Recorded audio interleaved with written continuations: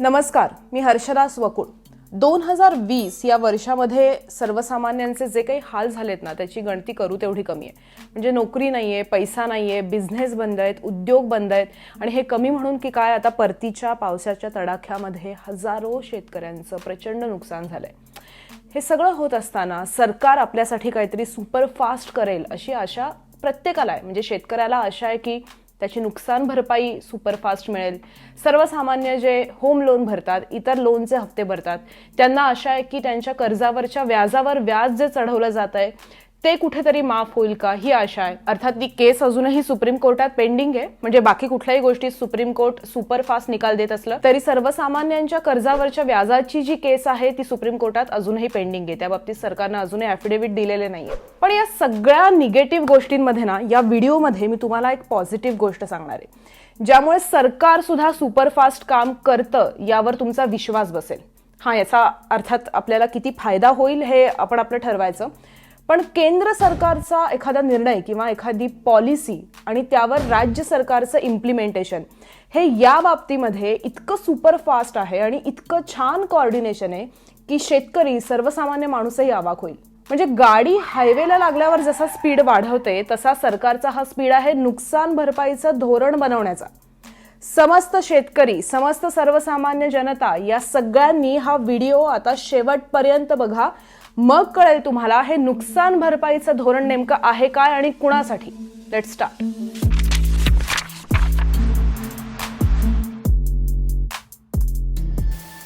ही नुकसान भरपाई कोणाची आहे तर देशातल्या टोल कॉन्ट्रॅक्टर्सची. येस, टोल कॉन्ट्रॅक्टर्सची. महाराष्ट्रातल्या 14 कॉन्ट्रॅक्टर्सला नुकसान भरपाई म्हणून 173 कोटी देण्याचा प्रस्ताव MSRDCनं म्हणजे राज्य रस्ते महामंडळानं PWDला म्हणजे सार्वजनिक बांधकाम मंत्रालयामध्ये सादर केलाय. आता अशी नुकसान भरपाई द्यायला पाहिजे हे डोकं कोणी लावलंय तर केंद्र सरकारनं लावलंय. देशामध्ये मार्चमध्ये अभूतपूर्व लॉकडाऊन लागल्यानंतर 25 मार्च ते 20 एप्रिल या काळामध्ये देशात टोल बंदी सुद्धा जाहीर झाली. एक्झॅक्टली त्यावेळेस हा चांगला निर्णय वाटला की टोल बंदी होतीये. आता या 25 दिवसांच्या काळात टोल बंदी होती, एक्सपेक्टेड ट्रॅफिक जेवढं हायवेवरनं जाणार होतं ते नव्हतं. या सगळ्यामुळे टोल कॉन्ट्रॅक्टर्सचं आर्थिक नुकसान झालंय आणि ते आर्थिक नुकसान झालंय 173 कोटींचं, असा हिशोब लावला गेलाय. आणि त्यामुळे महाराष्ट्राप्रमाणेच देशभरातल्या टोल कॉन्ट्रॅक्टर्सचं दिवाळं निघू नये म्हणून केंद्र सरकारनं जरा डोकं लावलं. 20 लाख कोटींचं पॅकेजचा पेटारा आठवतोय. त्या पॅकेजच्या पेटाऱ्याच्या बाहेर जात रस्ते वाहतूक महामार्ग मंत्रालय आणि अर्थ मंत्रालय, येस आपल्या मॅडमची फायनान्स मिनिस्ट्री, यांनी एक धोरण बनवलं नुकसान भरपाई देण्याचं. राज्यांना लगेच सांगितलं गेलं की पटापटा नुकसान भरपाई करा.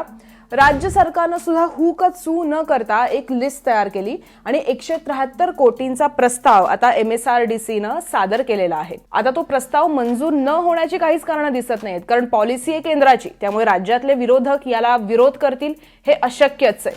आणि टोल म्हणल्यावर सर्व पक्षीय जी काही एकजूट दिसते ना सगळ्याच देशातल्या जनतेला, ती अभूतपूर्व असते. त्यामुळे लवकरच येत्या काळामध्ये हे पैसे सुद्धा टोल कॉन्ट्रॅक्टर्सला दिले जातील. हा प्रस्ताव तयार झालाय. अर्थात तुम्ही काही टेन्शन घेऊ नका, आपल्या हातात फक्त टोल देणं त्या टोल नाक्यांवर एवढंच आहे.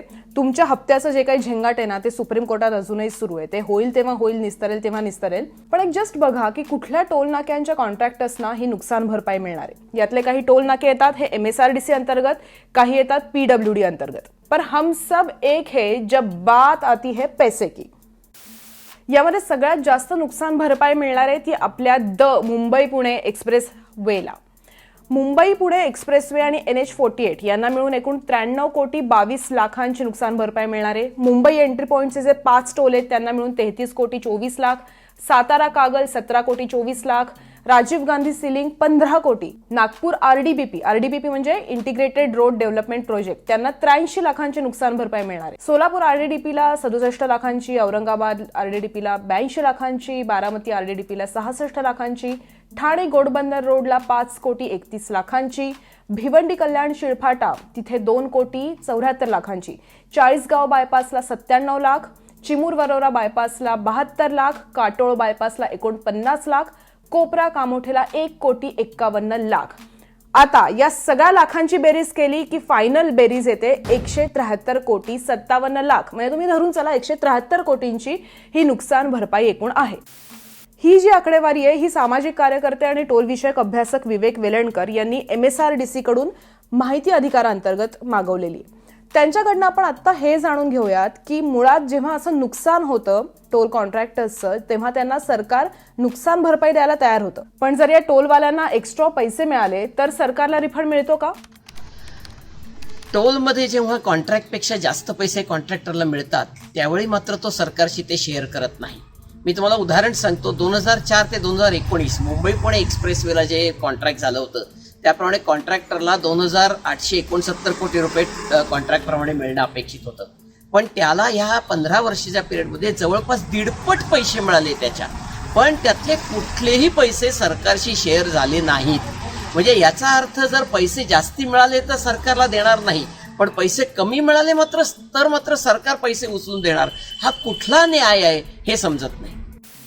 हे बघा, हे असं नाहीये की हे सगळं आत्ताच होतंय. फक्त याच्या आधी सुद्धा या टोल कॉन्ट्रॅक्टर्सना अशी नुकसान भरपाई दिली गेली आहे, प्रत्येक सरकारकडून दिली गेली आहे. तुम्हाला नोटबंदी झालेली आठवतीये? तुम्ही विसरू शकणार नाही, कोणीच विसरू शकणार नाही नोटबंदी. त्या काळामध्ये सुद्धा टोल कॉन्ट्रॅक्टर्सना नुकसान भरपाई दिली गेली होती. का तर नोटबंदीच्या दुसऱ्या दिवसापासून सर्वसामान्यांच्या खिशात पैसेच नव्हते आणि त्यामुळे काही काळासाठी टोलबंदी होती. त्याची नुकसान भरपाई नंतर टोल कॉन्ट्रॅक्टर्सना मिळाली. एक वेळ त्यावेळेस आपण हे समजू शकतो कारण मुळात सर्वसामान्यांच्या हातात पैसाच नव्हता. पण आत्ता लॉकडाऊनमध्ये ही स्थिती प्रचंड वेगळी आहे. मुळात टोल नाक्यांपर्यंत जर कुठलं वाहन पोहोचू शकत नसेल, फक्त जीवनावश्यक वस्तूच पोहोचू शकत असतील, तर मग ही टोलबंदी नेमकी कोणासाठी होती, कशासाठी होती? टोलबंदी का करण्यात आली आणि मग ती 18 एप्रिलला का उठवण्यात आली हे एक कोडच आहे.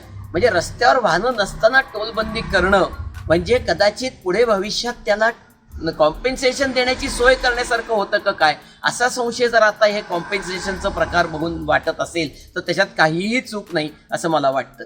सर्वसामान्य माणसापासून मोठमोठ्या उद्योगधंद्यांपर्यंत सगळ्यांचं नुकसान झालं या टाळेबंदीमुळे, पण त्यांना कोणालाही कॉम्पेन्सेशन सरकारने दिलं नाही. मग आता यांनाच कॉम्पेन्सेशन देण्यासाठी एवढं सरकार उत्सुक का आहे हा प्रश्न प्रत्येक सर्वसामान्य माणसाला निश्चितपणे पडतोय. ही रियालिटी आहे. धन्यवाद वेलणकर सर. मित्रांनो, आता तुम्हाला कळलं का की सरकारच्या मनात असेल ना तर एकाही माणसाला रस्त्यावर आंदोलनासाठी न आणता कशी छान सुंदर सिस्टमॅटिक सिस्टीम तयार होते. नाही, ऍक्च्युली आपल्याला या सिस्टीमचा गर्व वाटला पाहिजे. म्हणजे सर्वसामान्य माणसांना दिली ना काही महिने हफ्त्यांमध्ये सूट, असं एक आर्ग्युमेंट ऐकू येईल. पण त्या हफ्त्यांमध्ये सूट दिली तरी त्याच्यावर व्याजावर व्याज जे चढवलं जात आहे त्यावर अजून काही निर्णय झाला नाहीये. सुप्रीम कोर्टात मागचे 2.5 महिने ही केस पेंडिंग आहे. या 2.5 महिन्यात सुप्रीम कोर्टामध्ये कित्येक महारथींच्या केसेस चुटकीसरशी सॉल्व्ह झाल्यात. पण तिथे सामान्य माणूस व्याज माफीसाठी मात्र सुप्रीम कोर्टात रडतोय. आता आपला शेतकरीच घ्या ना, परतीच्या पावसानं खरीपाचं किती प्रचंड नुकसान केलंय. कुठे सोयाबीन वाहून गेलंय, ऊस, भाजीपाला, द्राक्ष बागा, केळी बागा, किती भयंकर नुकसान झालंय. ती आकडेवारी किंवा ती चित्र पाहवत नाहीयेत. पण या शेतकऱ्यांना इतकी सुपरफास्ट नुकसान भरपाई मिळणार आहे का?